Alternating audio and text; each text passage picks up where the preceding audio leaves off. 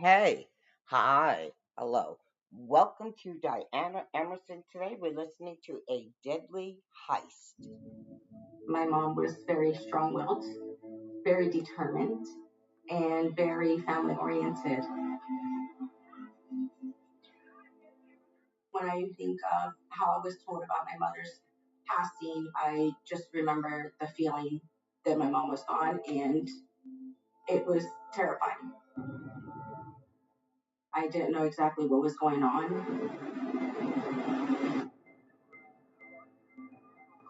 There was sort of this idea that maybe one day we'll have the technology to move forward on these cases.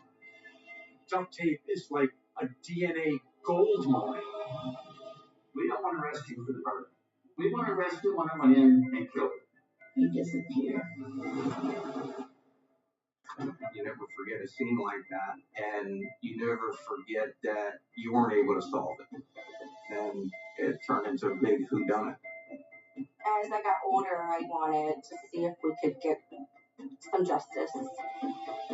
I need to know the person who was responsible for my mother's death.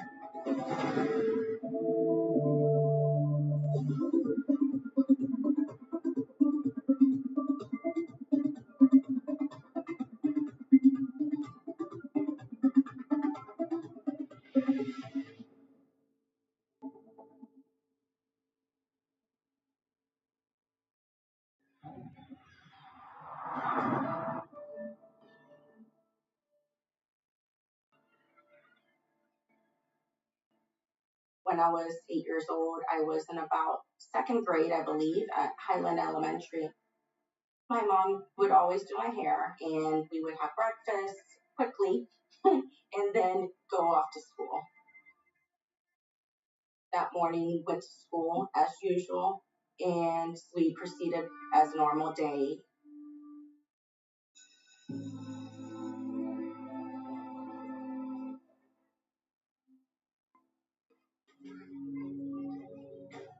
At the end of the day, I waited for my mother to pick me up on the curbside, and she never showed up. This was very unusual for my mother to do. I felt very, very scared because she was never late.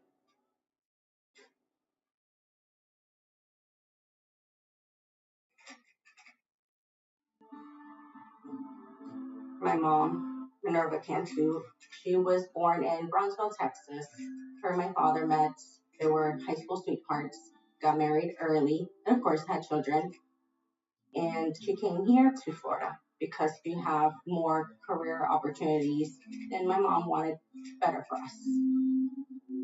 The small coastal town of Lake Worth, just an hour north of Miami, provides a perfect setting for the Cantu family to flourish.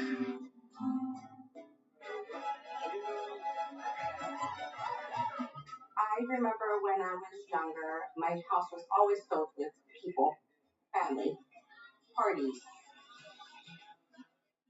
My mom loved to be a hostess, and she just wanted for everyone to be happy. My mom and dad had so much love for each other, and you could always tell in their smiles. They continued striving for more. My mom worked for Vital Statistics in Palm Beach County, and my father worked for a tree service. But every weekend they were at the flea market making jewelry to make money and provide for their family. It was really nice to see my mom and dad be creative.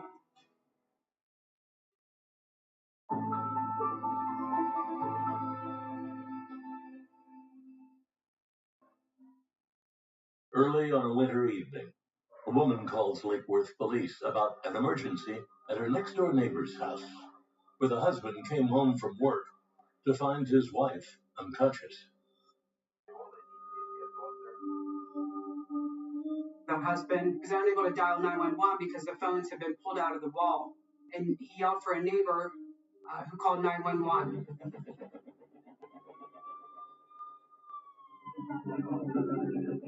As I pull up, there is people in the yard, people crying. I go in and That's the first time I laid my eyes on Minerva Cantu.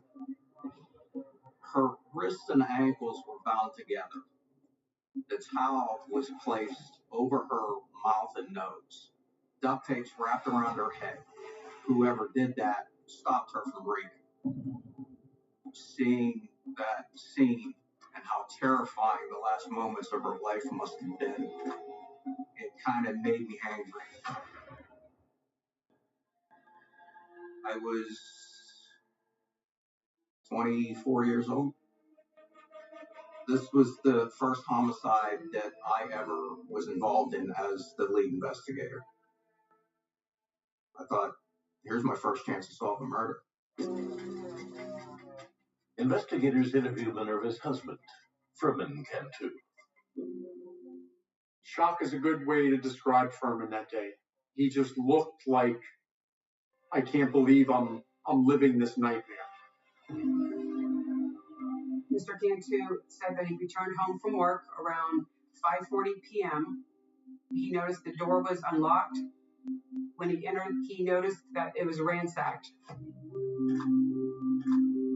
He entered into the living room, and that's where he found his wife, Minerva, motionless, lying on the floor. She had a towel that was wrapped completely around, covering her nose and her mouth. It was secured to her face with duct tape. Her hands and feet were bound with electrical cords and duct tape, so she wouldn't have been able to remove the towel from her mouth or to try and breathe. So he immediately tried to cut that off to see if she could breathe. But Furman is too late.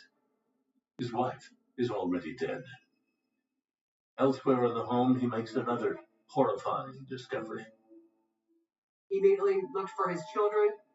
He was able to find his 18-month-old son in a crib in a back bedroom. Probably the last thing that Minerva heard, other than her own struggling to breathe, was her 18-month-old son crying in the next room. She was helpless to move, to help herself, to breathe. She couldn't help the baby. She couldn't console the baby. It must have been an incredibly hopeless feeling. But Mr. Cantu said that he could not locate his daughter, Jasenia. Jasenia is at school, still waiting for her mother to come and take her home. Once they noticed that I was the only child there, the teachers brought me inside to it. My cousin, Sonia, she picked me up from school. I just remember feeling very, very worried. After that, I was with my grandmother. I had no idea what was going on, what was happening. I wasn't told anything. Back at the crime scene, police quiz Jasenia's father, Furman Cantu, and soon discover a possible motive. Anytime you have a home invasion, you have to look at it. Why did they choose this house? What did they have that somebody wanted? During our interview with Furman Cantu, we find out that him and Minerva sold gold jewelry and that there was $50,000 worth of gold jewelry missing, then we kind of knew what they were after. Mr. Cantu alerted detectives to the fact that their Mercury Cougar was also missing from the driveway. We immediately put a bolo out, be on the lookout for that car. As patrol officers search for the car, forensics experts scour the house, looking for clues. The main evidence that was collected was her clothing, the cords that were used to bind Minerva, the duct tape and the rag that was used to gag her. They took fingernail scrapings from Minerva Cantu as well. DNA really hadn't come on the scene yet, but with a lot of the cases in the early 90s, there was sort of this idea of, well, maybe one day we'll have the technology to move forward on these cases. As detectives collect as much evidence as possible, Minerva's body is sent for an autopsy. The medical examiner determined that Minerva Cantu died of asphyxia due to suffocation from the towel that was wrapped covering her nose and her mouth.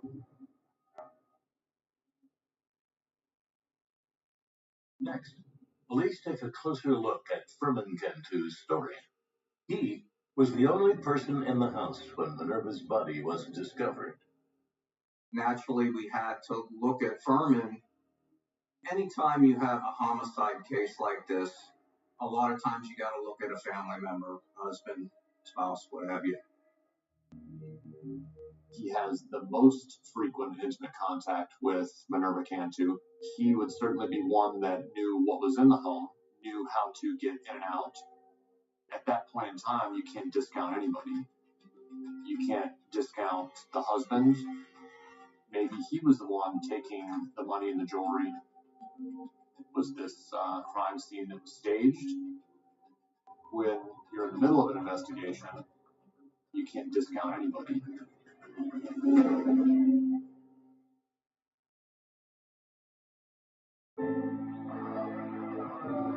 Everybody's a suspect until they're not. And anytime you're running an investigation, the first thing you have to do is to consider anybody who possibly had contact with the victim, a potential suspect.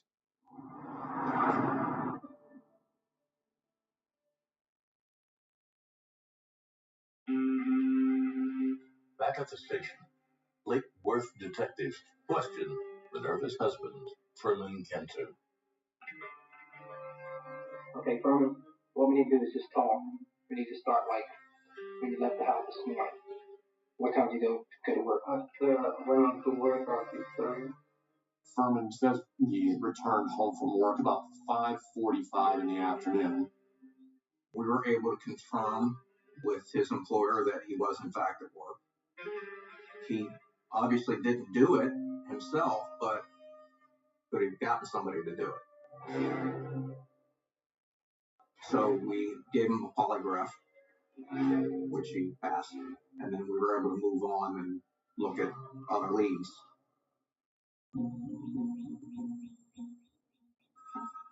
Investigators get a tip from the person who last spoke with Minerva. Minerva was on the phone with her friend around 2 o'clock, and she told her friend, I got to go pick up Jasenia from school. And Minerva never arrived. Around 2:30, the school calls a Cantu residence and there's no answer. Around 3:30, the same friend who Minerva had been talking to at 2 p.m. drove by the house to talk to Minerva. The car was not in the driveway. So we learned that somewhere between 2 and 3:30 is likely when this crime occurred. During our neighborhood canvass, we spoke with a neighbor that lived a few doors north of the Cantu residence. Around 1:30 p.m. that day, she had witnessed two males walking in the neighborhood. They walked down and stood in front of the Cantu residence. She was able to describe the two males and make composites of both suspects. One of the men was taller than the other. He had dark, wavy hair and was carrying a pouch. These composites are released to the news media and the newspaper and on the 6 o'clock news.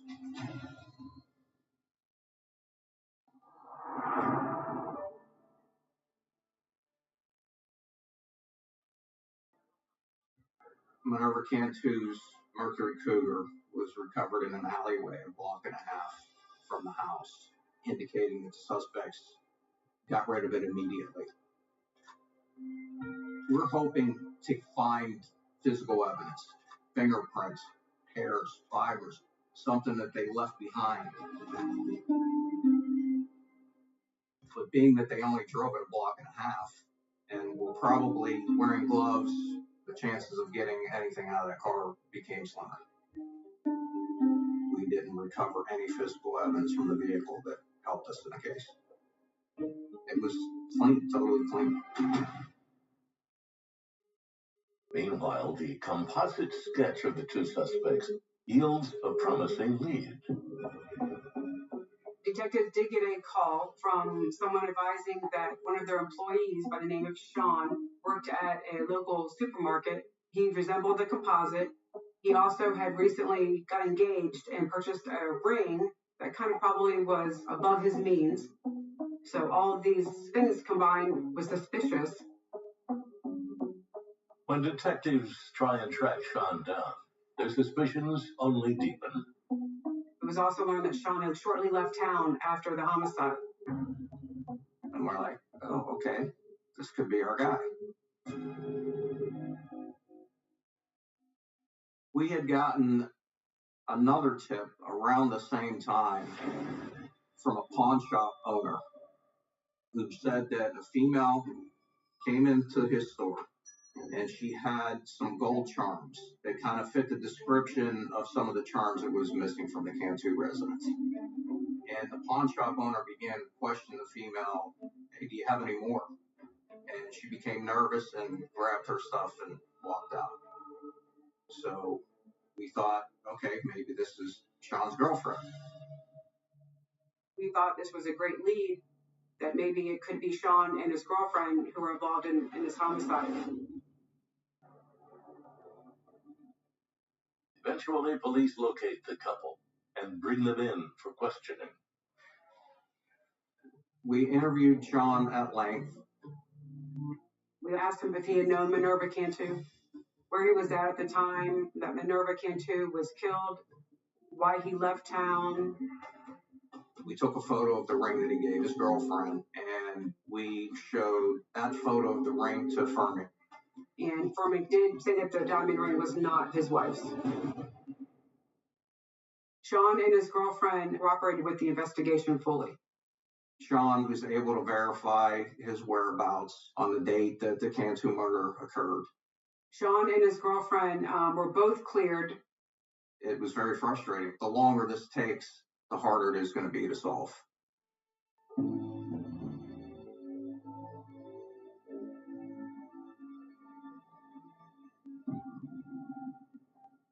At my mom's funeral, I wanted to just wake up and say this was just a nightmare, and that she would be there the next day. All I recall is the feelings. I don't recall details on whom was there, what was going on. It was just so not real. Being an 8-year-old, having your mother not there, and knowing that she was not going to come back was a very empty feeling. Minerva is laid to rest, just as the investigators stumble on a promising fresh lead. Detectives received information regarding a lot of home invasion robberies that had been occurring in the area around that time. One recent robbery in Boynton Beach, just 6 miles from Lake Worth, stands out. In both cases, duct tape was used. In both cases, the vehicles were stolen. And in both cases, the house was ransacked. Just the difference was Minerva Cantu was killed, where the other people were not injured.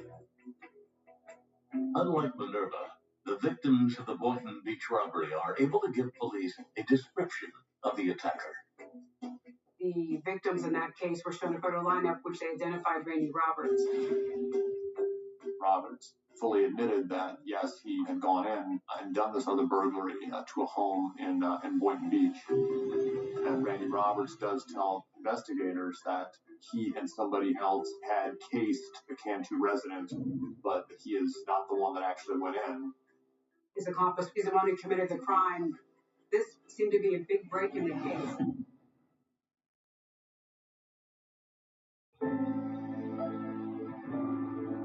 Randy Roberts had committed a home invasion robbery in the Boynton Beach area several weeks prior to the homicide, very similar to that of the home invasion robbery of the Cantu residence.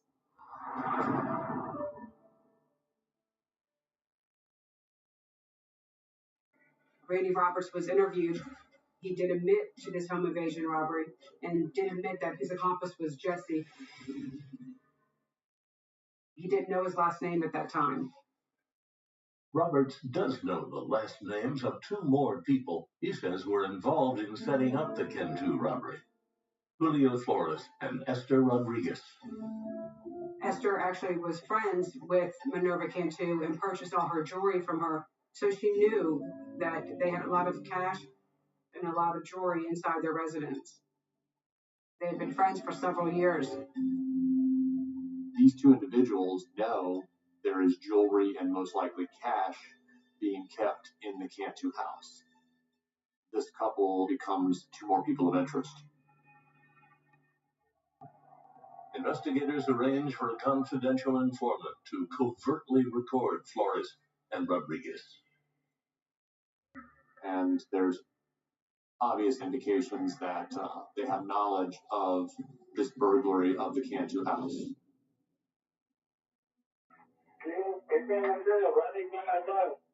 It wasn't you. It was I know it was. It's how many cash and 60,000 children. During the oral intercepts, it was clear that they identified Jesse as being the person who committed the homicide. If I would have done it, that lady would have done it. He messed up this. That's Jesse? Yeah. She was just sneezing when they walked in her mom. Esther had no idea that Minerva Cantu would be murdered, so she was very upset. The kid was in the crib. And she had everything in the house taken off of the factory. They took the car, they took the jewelry, everything, the person gold and everything. It was so easy.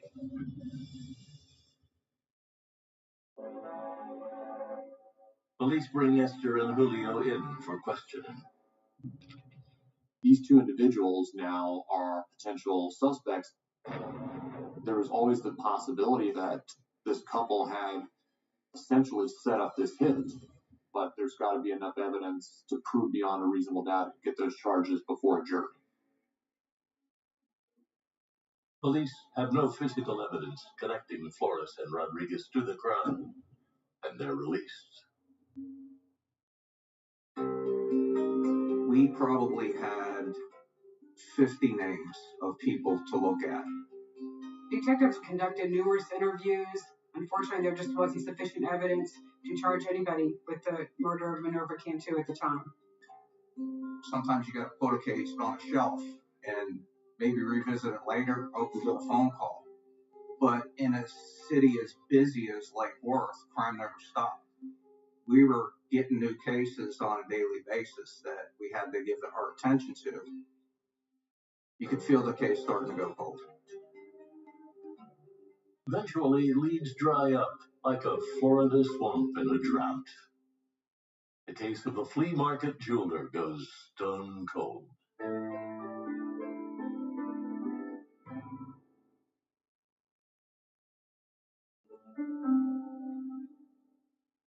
My father, after my mom's passing, it was very difficult for him.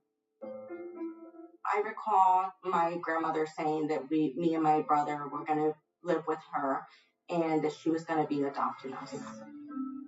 I knew that this was going to be a different life and this was not going to be the same. Me and my brother were no longer going to really, truly have that father figure that I had while growing up. It's heartbreaking. I don't know what was going on at that moment in his head. Maybe he just had no clue how to deal with it. I had to grow up a little bit quicker. I had to be that person for my brother. I did not have my mother there for special events. The holidays and birthday parties were just not the same. My grandmother tried her best, but it is always hard. You can't replace those moments. My mother's case still being an open court case was very difficult. We never had closure.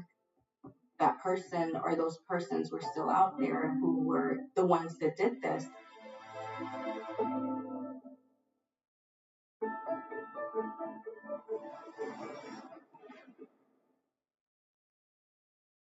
The mystery of who killed Minerva Cantu endures for decades, until a new team of investigators reopens the files. Working a cold case, it's a passion just because you're the last person who can possibly help the victims' families. Each story is different, and this one really struck a chord with me. You know, just to think that somebody would go into a residence and kill a mother while an 18-month-old baby was lying in a crib, it's just horrific. In 1990, collecting the items, like DNA was relatively new at that time. Back then, you needed a lot of DNA in order to get a profile. The number one thing you have to worry about is just degradation. The DNA chains and the double helix, they do start to degrade and you start to lose information. Now, in 2014, the evidence in this case was actually very well preserved, but it's still old. Items submitted to the lab consisted of the towel that was wrapped around her face, as well as the duct tape. Also, the extension cords with the duct tape that were used as ligatures to bound her hands and her feet. I was very hopeful. I thought for sure we would get a profile on some of the items.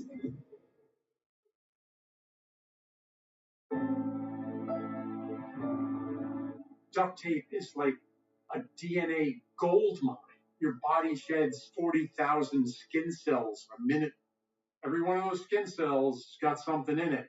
Hair, mucus, a sneeze, anything.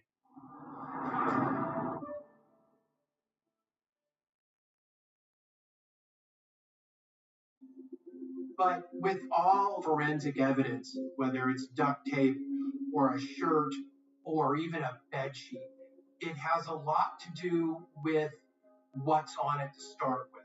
Duct tape can be very good in some instances if there's blood or other material that's on the duct tape. But in this case, all you're really getting is lots of victim from the duct tape. I mean, not a single shred of DNA evidence. Disappointed? Oh my gosh. I mean, I can't even describe to you how disappointed I was. But, you know, we kept on. We also tested her shirt and fingernail scrapings. Anytime she might have grabbed onto the assailant, maybe she cut him, maybe he bled under her fingernails. So those items became very, very important to us. While the forensic team works on testing Minerva Cantu's shirt and fingernail scrapings, detectives turn their attention back to two earlier suspects, first interviewed 24 years before. Before bringing Julio and Esther in, detectives want to collect more information and go back to the confidential informant. The confidential informant advised that Randy Roberts, they had a mutual friend who provided information on good potential victims, people who might have large sums of money or jewelry or items that somebody might want to steal. So at that point, the confidential informant advised that he and actually Randy Roberts had been provided the name of Minerva Cantu and her address. And they had actually cased the residence. So they sat outside the residence a couple times to determine a pattern because their intention was to go in and do a burglary. They never committed the burglary. I located both Julio and Esther. Both of them recalled being interviewed during the initial investigation. They had since divorced. Julio refused to cooperate at that time. However, Esther continued to cooperate. We're ready to get this case moving, and we just really need your cooperation and your honesty. But they're going to see me? Well, if it ever goes to a trial, I'm going to be honest with you, there's a possibility that there might be a chance where you might have to come testify. We just want you to be truthful, okay? Yeah. She admitted that she knew that Jesse was going to go commit a burglary. She had no idea that Minerva Cantu would be murdered. You knew Jesse did it. Mm-hmm. Okay, you knew Jesse did it. Yeah, Jesse. Okay. We don't want to arrest you for the murder. We want to arrest Jesse because Jesse's the one that went in and killed her. Did you see Jesse after that? No, he disappeared. Esther says she has no idea where Jesse is now, and detectives fear they've hit another dead end. But then the lab results from Minerva's clothing and fingernails come in, giving them a fresh lead.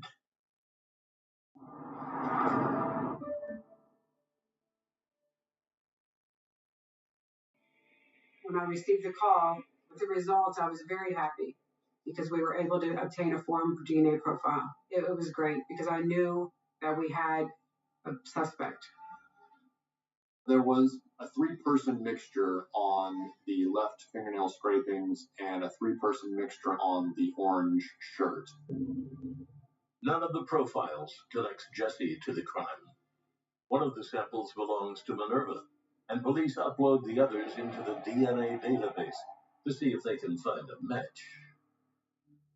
They strike out with the first one, but the second gets a hit.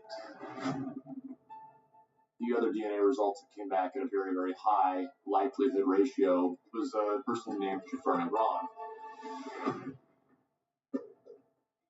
Detectives studied Legrand's criminal history and discovered he sometimes goes by the name Jesse. A background check revealed that Jafar Negron was living in North Carolina, so I had to contact the Harnett County Sheriff's Office and requested their assistance. After numerous hours of following him around, they were able to obtain a discarded cigarette butt from Jafar Negron, and that was submitted to our crime lab.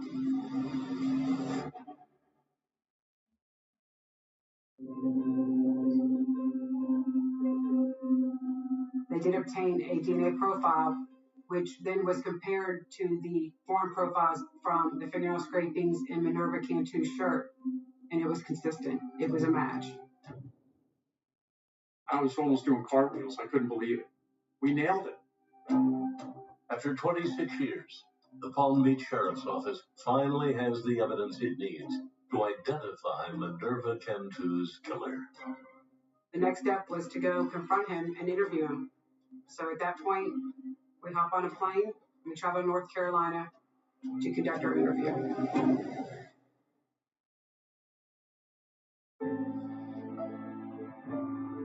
Harnett County Sheriff's Office was able to arrest Jafar Negron while we were in flight. When I entered, he was sitting in a chair, just calm, like it was just another day for him.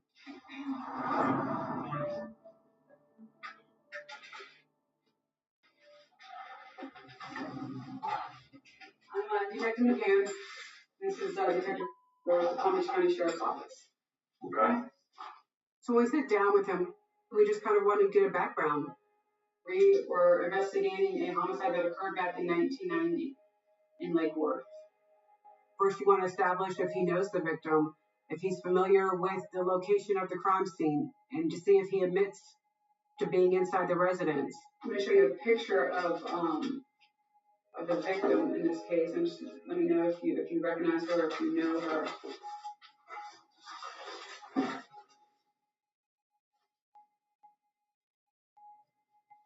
I don't recall.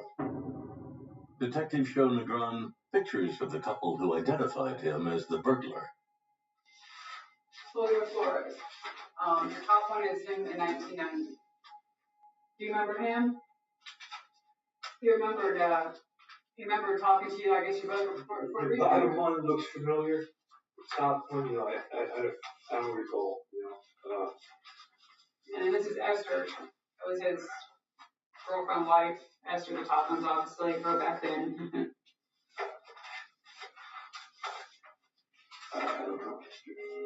You don't know Esther? You don't remember? I don't recall.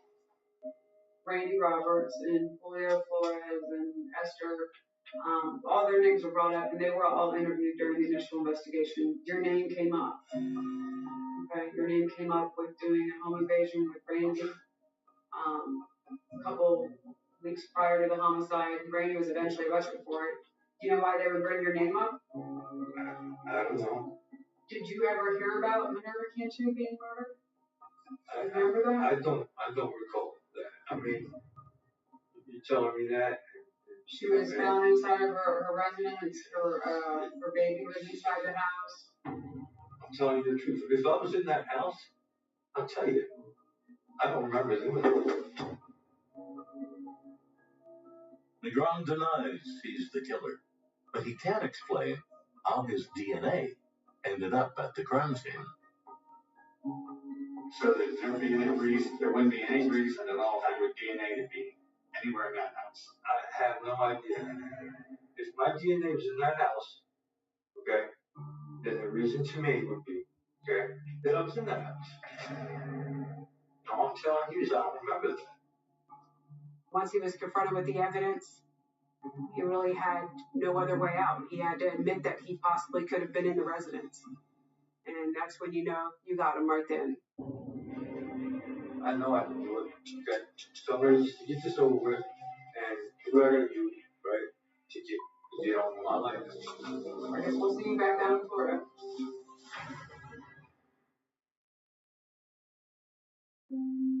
Police arrest Jeffrey Negron and charge him with first-degree murder.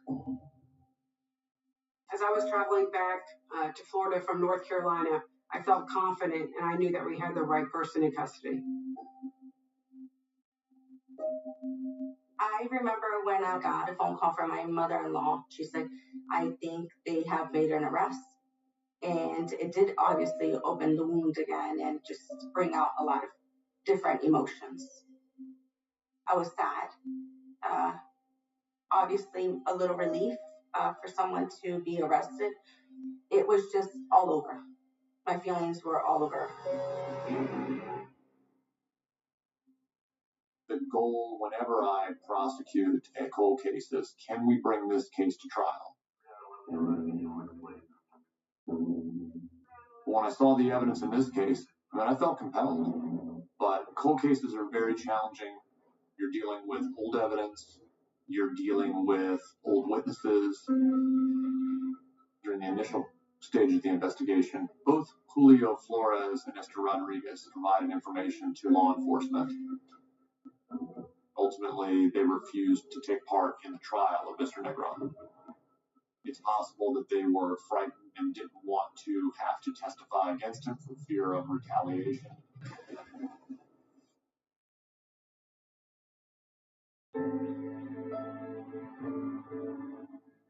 As the trial started, I did feel nervous, and it did obviously open the wound again.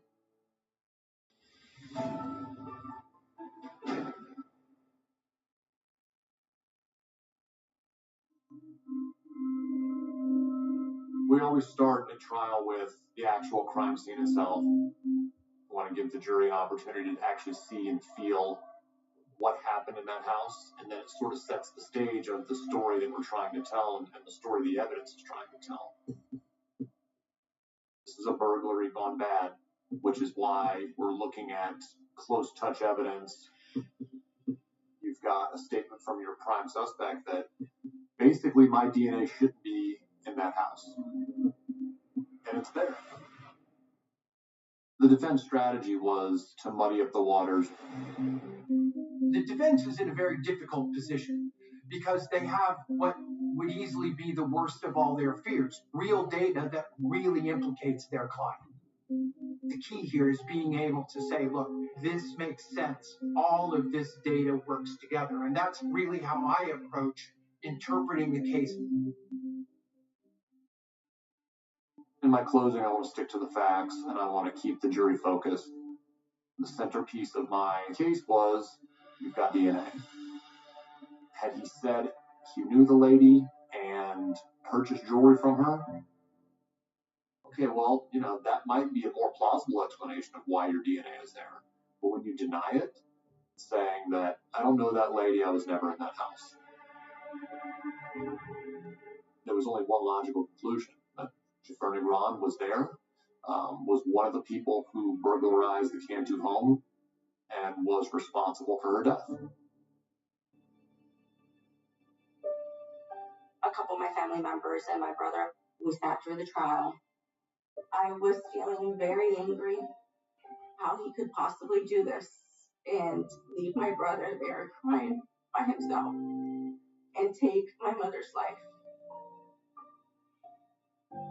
The trial is very, very, very difficult.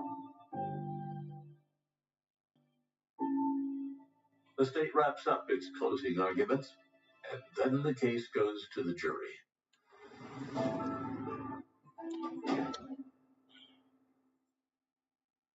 After deliberating for 2 days, jurors deliver their verdict. There's a very, very tense moment at which the verdict is handed to the bailiff and then handed to the judge. Dufresne was found guilty as charged of first-degree murder. It's always a great feeling. I remember hearing the word guilty. It felt like just something was lifted off my shoulders, and I felt immensely, immensely grateful. A judge sentences Jeffrey Legrand to life in prison. Detectives never found a match for that second foreign DNA sample found on Minerva's body. A lot of the evidence clearly indicated that there was a second person also involved in the murder of Minerva Cantu.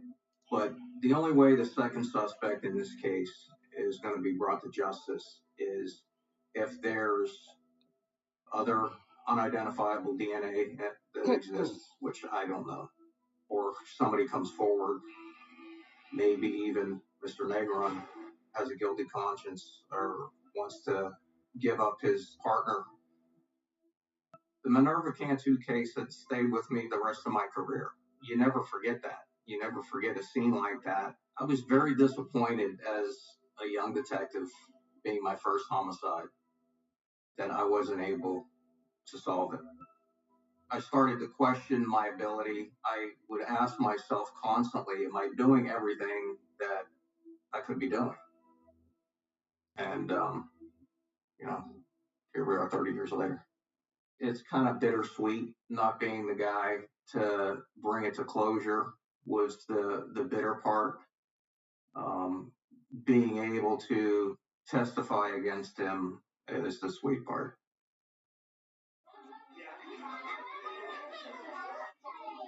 We got justice for my mother's case, but not being able to call your mother is hard. Me being a mother, I want to show up for my kids every day, just to be that person that I did have for the first 8 years of my life. I go to my mom's cemetery like all the time. This last birthday of hers, I brought a speaker and I danced with her because she loved to dance. So, as I'm getting older, I'm learning that sometimes it doesn't always have to be so sad. And sometimes I have to celebrate who she was.